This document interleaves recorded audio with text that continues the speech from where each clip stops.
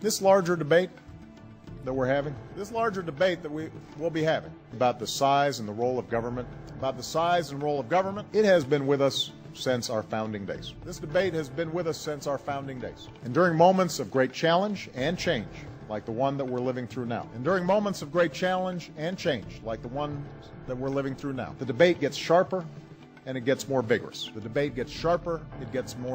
That's not a bad thing. In fact, it's a good thing. That's a good thing. Who are these 50 million Americans? Who are these Americans? Many are somebody's grandparents. Many are someone's grandparents who wouldn't be able to afford nursing home care, who without Medicaid won't be able to afford nursing home care. Many are poor children. Some are middle-class families who have children with autism or Down syndrome.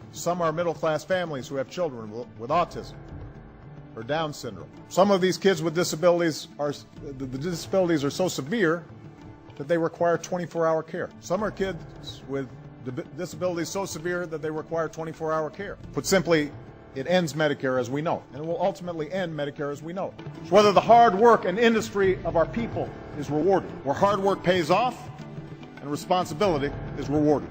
Let's fix what needs fixing and let's move forward. Tonight I want to speak about how we move forward. It's time for colleges and universities to get serious about cutting their own costs. Colleges and universities have to do their part by working to keep costs down. And we should continue the work of fixing our broken immigration system. Now, I strongly believe that we should take on, once and for all, the issue of illegal immigration.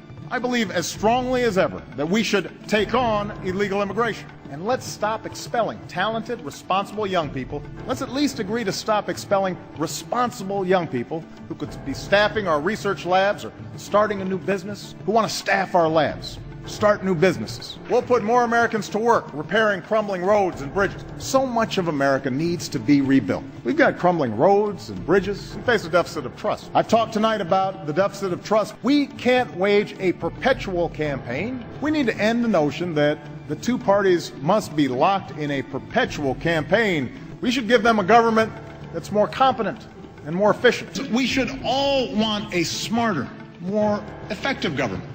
Everyone in America gets a fair shot at success. I believe that this country succeeds when everyone gets a fair shot, when everyone does their fair share. That is the height of unfairness. Restore fairness. Asking everybody to do their fair share. When everyone engages in fair play and everybody gets a fair shot and everybody does their fair share. A tax code that makes sure everybody pays their fair share, in which everyone gets a fair chance. You know, rebuilding this economy based on fair play, a fair shot, and a fair share. Now, this kind of inequality, less inequality, inequality also distorts our democracy. This kind of gaping inequality, trend of rising inequality over the last few decades. Thank you. God bless you. God bless the United States of America.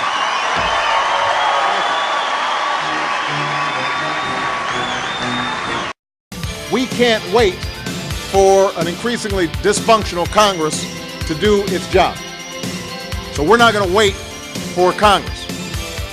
But remember what I said, we can't just wait for Congress. Because we can't wait for Congress to help our families and our economy. But we can't wait for that action. I'm not going to wait for it. So I'm going to keep on taking this message across the country where we don't have to wait for Congress. We're just going to go ahead and act on our own. So we can't afford to wait. We can't wait and see and hope for the best. We can't posture and bicker and resort to the same failed ideas that got us into this mess in the first place. We're not going to wait, though. We're not waiting for Congress.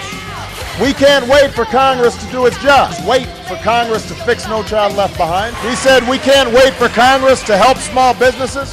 We said we're not going to wait for Congress to fix what's going on in our healthcare system. God bless you. God bless the United States of America. Thank you.